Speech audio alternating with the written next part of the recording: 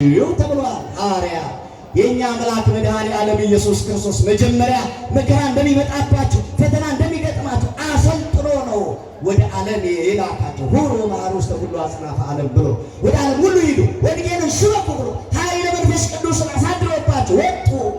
ከዚያ በኋላ መከራው ጀመረ፣ መከራው ቀጠለ። እነሱም ለመከራ እጃቸውን አሳልፈዋል ሰጡ። እየሞቱ እየተገደሉ እየታሰሩ እየተጠሉ እየተሰደቡ ክርስቶስን ያመልኩ ነበር። እንዴት መታደል ነው! አሁን ሰባኪው ወይም አለቃው ወይም አንድ ይሄን ማይክሮፎን ያዘው ድንገት እንደው ምላስ መንፈስ ቅዱስ ስለሚጠብቀን እንጂ ድንገት አንደበታችን ሳት ቢልቆ እዚህ ውስጥ አኩራፊው ብዙ ነው። አኩርፎ ቤተክርስቲያንን ይቀይራል። እዚህ ከሄድማ እዛ መሄድ ይሻላል ብሎ ደብረ የሚቀይር እኮ አለ። እኛ በምላስ ወለምታ የምናኮርፍ ሰዎች እንበዛለን። ሐዋርያት ግን እየተሰደቡ እየተጠሉ ክርስቶስን ያመልኩ ነበረ። ክርስትናቸውን ይከተሉ ነበረ። እንደውም ታስታውሳላችሁ በዚህ በ64 ዓመተ ምህረት ኔሮን ቄሳር የተባለ የቤተክርስቲያን ታሪክ እንደሚነግረን ኔሮን ቄሳር በ64 ዓመተ ምህረት ሮምን በሚገዛበት በዚያ ዘመን በተለይ በክርስቲያኖች ላይ ያደርስ የነበረው ሰቆቃና መከራ እኔ አሁን በዚህ ሰዓት ልነግራችሁ በማልችለው ከባድ መከራ ክርስቲያኖችን ያሰቃያቸው ነበረ። የቤተክርስቲያን ታሪክ እንደሚነግረን ክርስቲያኖች ያለ በደላቸው በደለኞች ይባሉ ነበር። ያለ ስማቸው ስም ይሰጣቸው፣ ያለ ስማቸው ታርጋ ይለጠፍባቸው ነበር። ምንም ወንጀል አልሰሩ፣ ምንም ጥፋት የለባቸውም፣ ግን ጥፋተኞች ተብለው ፍርድ ቤት ይቀርቡ ነበር። እንዲህ አይነቱ ዘመን ዛሬ ቢመጣ ስንቶቻችን በሃይማኖት ጸንተን እንቆም ይሆን? እግዚአብሔር ከሁላችን ጋር ይሁን። ያለ ስማቸው ስም ይሰጣቸው ነበር። ኔሮን ቄሳር ህዝቡን እየመራ ባለበት በመጀመሪያዎቹ 10 ዓመታት ይላል ቤተክርስቲያናችን ታሪክ ህዝቡን በአግባቡ እየመራ ከ10 ዓመት በኋላ ግን ባህሪው መለዋወጥ ጀመረ። እንደውም የሚገርማችሁ ክርስቲያኖች ብቻ እየተመረጡ ክርስቲያኖች ብቻ አድሬስ እየተደረጉ ዋጋ ይከፍሉ ነበር። ቤተክርስቲያናችን ታሪክ እንደሚነግረን በተለይ በ64 ዓመተ ምህረት ክርስቲያኖችን ይወነጅሏቸው ነበር ሮማውያን። ምን ይሏቸው መሰላችሁ? እነዚህ ክርስቲያኖች እኮ አምላክ የለሾች ናቸው፣ ጋድለሶች ናቸው ይባላል። አምላክ የላቸውም፣ እግዚአብሔር የላቸውም ይባሉ ነበር። ምን የላቸውም? ምን የላቸውም ይባሉ ነበር? እግዚአብሔር የላቸውም፣ አምላክ የሌላቸው ይባሉ ነበር። እኛ የእነሱ ልጆች ነን። አምላክ አለን ወይስ የለንም? ምን አላችሁ? አምላክ አለን የለንም? ምና የፈጠረንን እናውቀዋለን ወይስ አናውቀውም? ማን የፈጠረን? ማን ነው የሚያኖረን? ማን ነው የሚመግበን? ለተወደደ ስሙ ምስጋና ይግባ። አምላካችን አምላክ አለን። ባይሆን አምላክ የላችሁም የምትሉን ሰዎች የምታመልኩትን ዛሬ ምረጡ። እኛማ የምናመልከው አምላካችን አለን።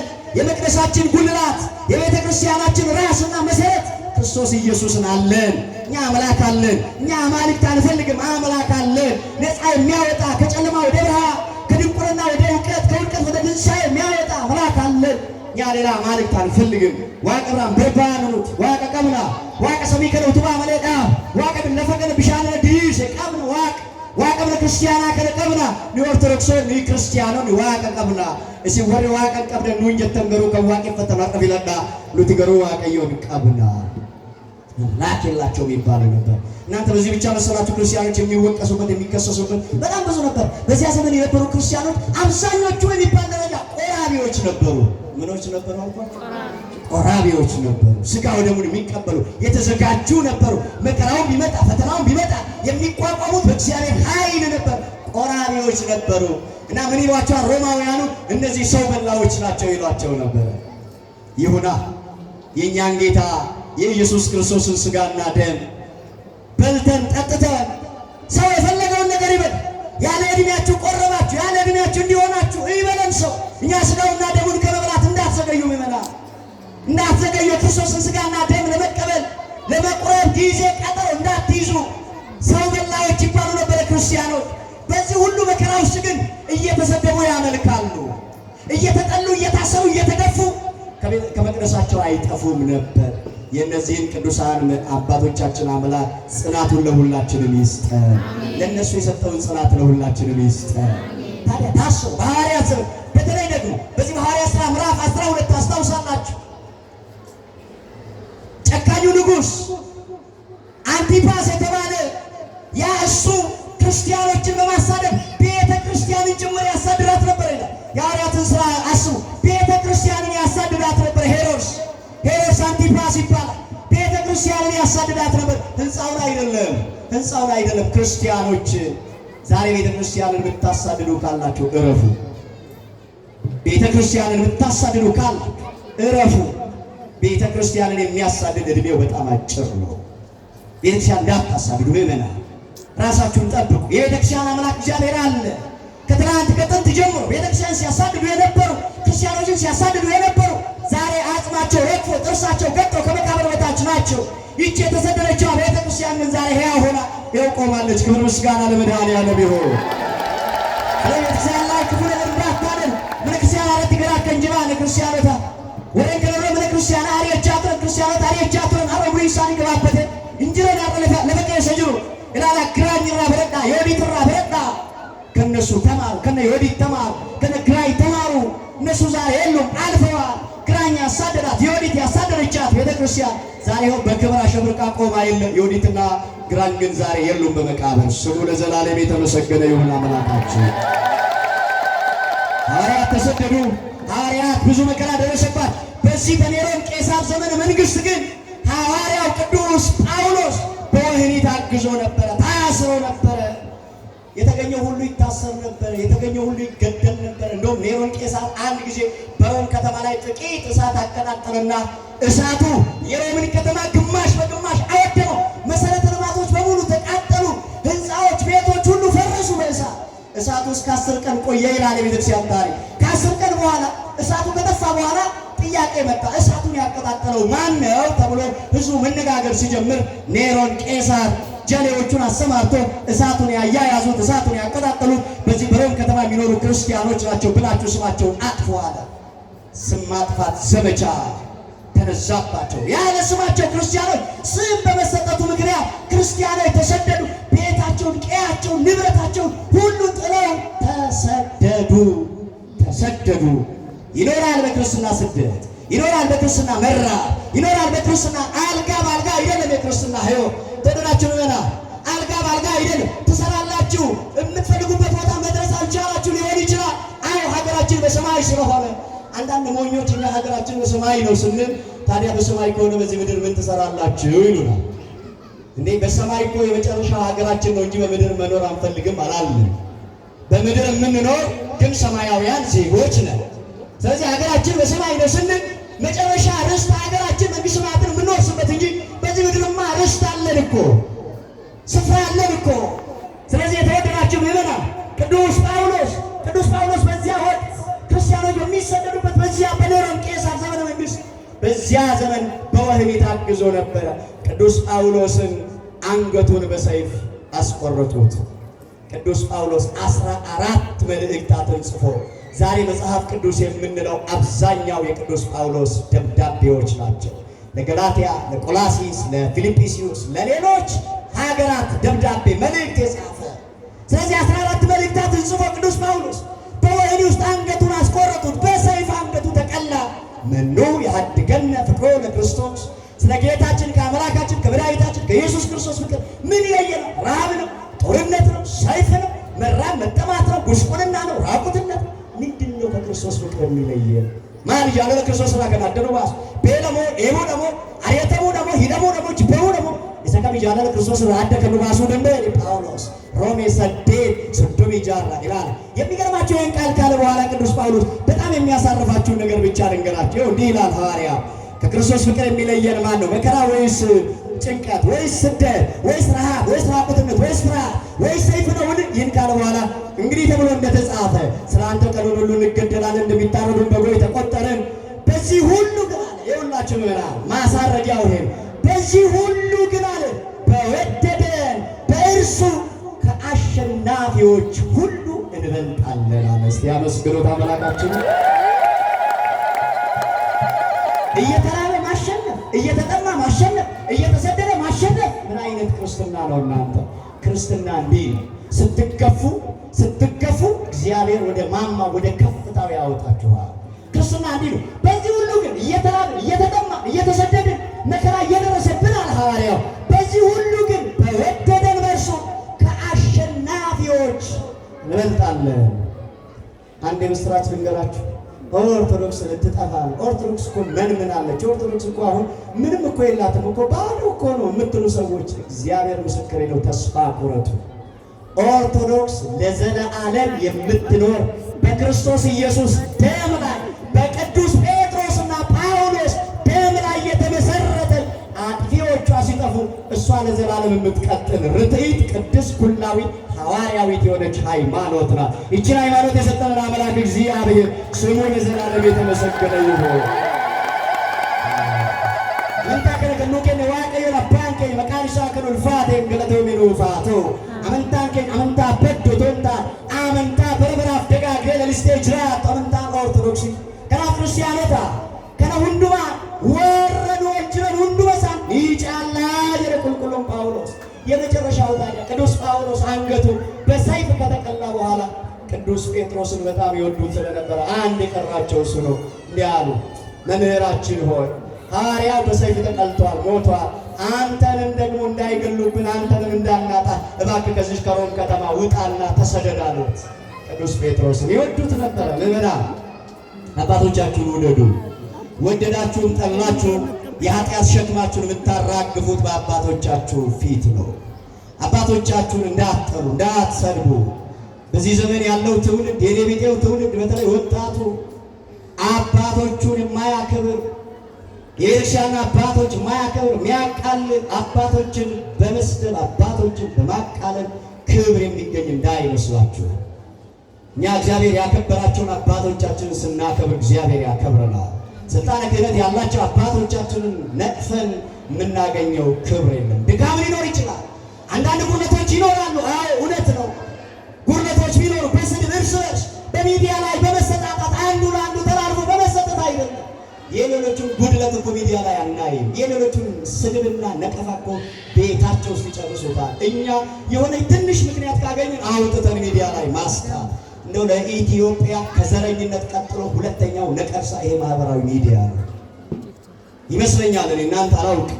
ለኢትዮጵያ ዋነኛው ጠላት ይሄ ማህበራዊ ሚዲያ፣ በተለይ ቲክቶክ ምናምን የሚባለው ጉዳይ እኛ ሰላም የነሳ ሀገርን ከሀገር ህዝብን ከህዝብ በቋንቋ በብሔር እንድንከፋፈል እንድንበላላ ታርጋ እንድንለጣጠፍ ያደረገን ስለማይመጥነን ነው። ሌላው ቲክቶክን ተጠቅሞ ማህበራዊ ሚዲያን ተጠቅሞ ለሀገሩ ብዙ ነገር ያደርጋል። አውሮፕላን ይሰራል፣ መርከብ ይሰራል፣ ህንፃ ይገነባል፣ መሰረተ ልማትን ይሰራል። እኛ እነዚህም ተጠቅመን አይደል መሰረተ ልማቶቻችን ብናፈርሰው። ስለዚህ ለዚያ ጉዳይ አልበቃን ስለሆነ ይሆናል። ምዕመናን ታዲያ ሀሳቤን ሳጠቃልልላችሁ ምዕመናን ሐዋርያውን እባክህን አንተን እንዳይገሉብን እባክህን ከዚህ ከተማ ውጣና ሽሽ አሉት።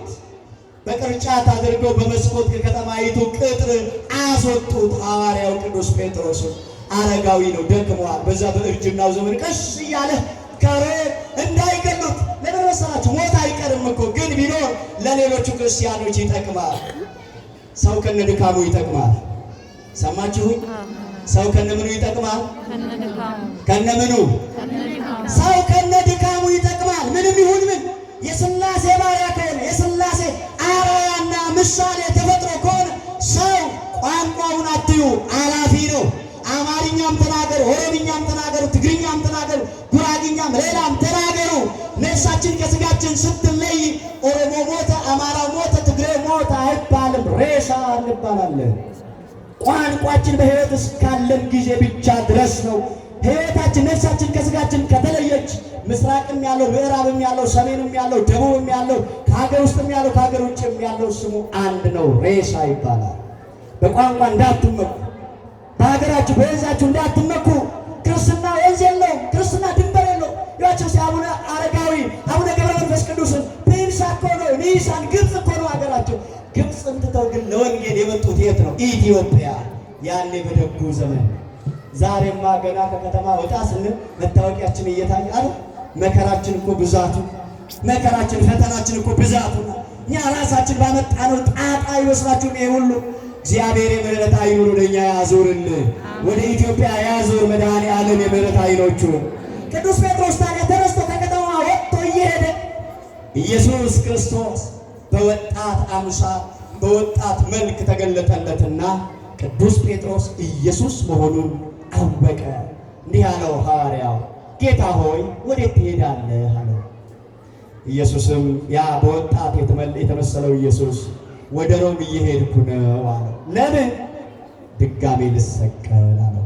ድጋሜ ምን ልሰቀል? ድጋሜ ልሰቀል እየሄድኩ ነው አለው። ቅዱስ ጴጥሮስ ትዝ አለው። እንዴ ትናንትና አልክድህም ብሎት ነበር፣ ታስታውሳላችሁ። ጴጥሮስ ክዶ ግን በእንባው ይቅርታ ጠይቆ ክርስቶስ ወዶታል፣ ትወደኛለህ ተብሏል። እና ልትሄድ ነው? አዎ። አንተ ሁለተኛ ልትሰቀል አለ። ያ ከከተማ ወጥቶ ወደ ሌላ ቦታ እየሄደ የነበረው ቅዱስ ጴጥሮስ በዛ በድካሙ እድሜው ተመለሰ ወደ ሮም። ወታደሮች ይፈልጉት ስለነበረ አገኙት፣ ደበደቡት። እጅና እግሩ አስረው እየገረፉ በጥፊ እየመቱ ወደ ሮም አደባባይ ይዘውት ሄዱ። ለእሱ መስቀል አዘጋጁለት። ሮማውያን ይሰቅሉ ነበርና መስቀል ተዘጋጀለት ለቅዱስ ጴጥሮስ። ታዲያ ገዳዮቹን እንዲህ አላቸው፣ እናንተ ወታደሮች፣ እናንተ የምትገሉኝ፣ እናንተ የምትሰቅሉኝ፣ እባካችሁ መስቀሉ ለእኔ ነው አይደል የተዘጋጀው? አዎ። እንደ ጌታዬ፣ እንደ አምላኬ፣ እንደ መድኃኒቴ እንደ ኢየሱስ ክርስቶስ እንዲህ ወደ ላይ እንዳትሰቅሉኝ፣ በሱ ተቃራኒ ራሴን ወደ ታች እግሬን ወደ ላይ እጆቼን ወደ ታች አድርጋችሁ ቁልቁል የቁልቁሊት ዘቅዝቃችሁ ስቀሉኝ። እኔማ እንዴት በምን አቅሜ እንደ ጌታዬ እሰቀላለሁ? ዘቅዝቃችሁ ስቀሉኝ አላቸው። አያችሁ ጽናት፣ አያችሁ ክርስትና፣ አያችሁ ብርታት፣ አያችሁ እምነት፣ አያችሁ ትህትና፣ አያችሁ ፍቅር፣ አያችሁ መበርታት። ታስታውሳላችሁ ኢትዮጵያዊው አባታችን አቡነ ጴጥሮስ ፒያሳ አደባባይ ላይ ያሉትን ሰማዕት እዩዋቸው።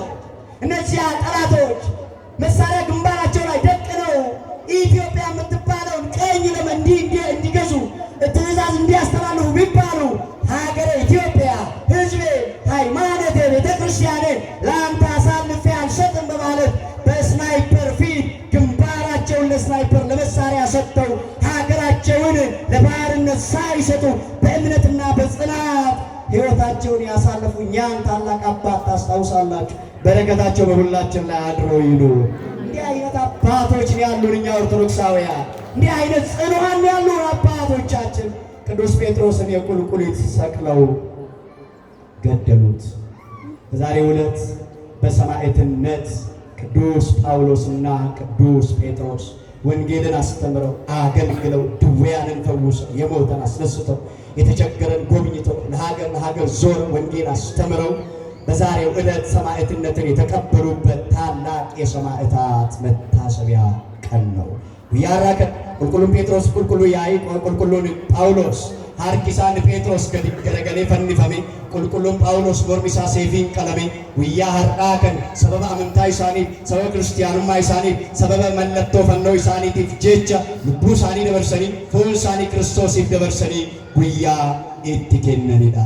ከነዚህ ቅዱሳን አባቶቻችን ሰማዕታቱ ሐዋርያቱ ብርሃናተ ዓለም ምን እንማራለን ካላችሁ ዛሬ ቢኖር በመከራ በክርስትና መከራ ሊኖር ይችላል። እንዲህ ነው የተባልነው አይደል? በመጽሐፍ በስሙ ልታምኑ ብቻ አልተጠራችሁም አይደል የተባልነው? መከራም ቢኖር ስደትም ቢኖር ረሃብም ቢኖር እሱን ልትቀበሉ እንጂ በስሙ ልታምኑ ብቻ አልተጠራችሁም ተብለናል።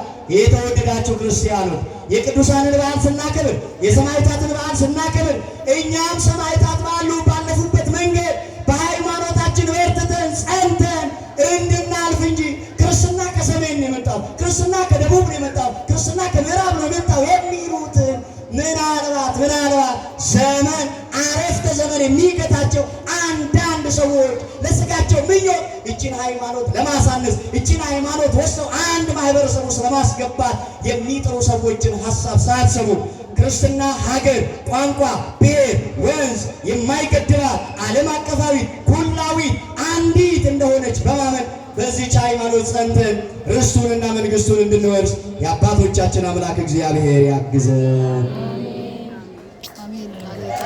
እግዚአብሔር አምላካችን ያግዘን። ነው ቅር አላችሁ እንዴ? አመስግኑ። አበደም አመስግኑ።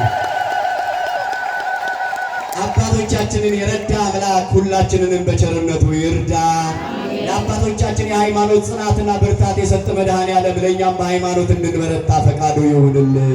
አመንታቲ ነው አጀቤሱ ተኩማ ከኘት ነው አጀቤሱ በረከነ ተኩማ እብኔ ረዋቄ ተኩ ነው አታሲሱ ወልዋ እጌችሱ ወሉሚነሳኑ ፋኬኑ ጃለለኑ ፋኬኑ ተኩማሳኑ ባይሱ አንድነቱን ይስጠን፣ ፍቅሩን ያብዛልን፣ ሰላሙን ይስጠን። እግዚአብሔር አምላካችን ኢትዮጵያን ሰላሟን፣ ፍቅሯን፣ አንድነቷን እስከ መጨረሻው ድረስ ያጽናልን፣ ቤተ ክርስቲያናችንን ይጠብቅልን። ሐዋርያት ነፍሳቸውና ሕይወታቸውን የሰጡት ለክርስቶስ። እናንተ ደግሞ እቺ መቅደስ እንደምታዩት ነው። ትፈርሳለች፣ ትጠፋለች ሲሉን እናንተም ጉደኞች ናችሁ። ይሄንን የመሰለ መቅደስ፣ ሰማያዊ መቅደስ እየገነባችሁ ነው። እስቲ ለራሳችሁ እግዚአብሔርን አመስግኑ፣ አመስግኑ። በእውነት የእኛን ጥፋት የሚፈልጉ ሰዎች ይሄንን መቅደስ ሲያዩ እንደሚጽናኑ ተስፋ አደርጋለሁ።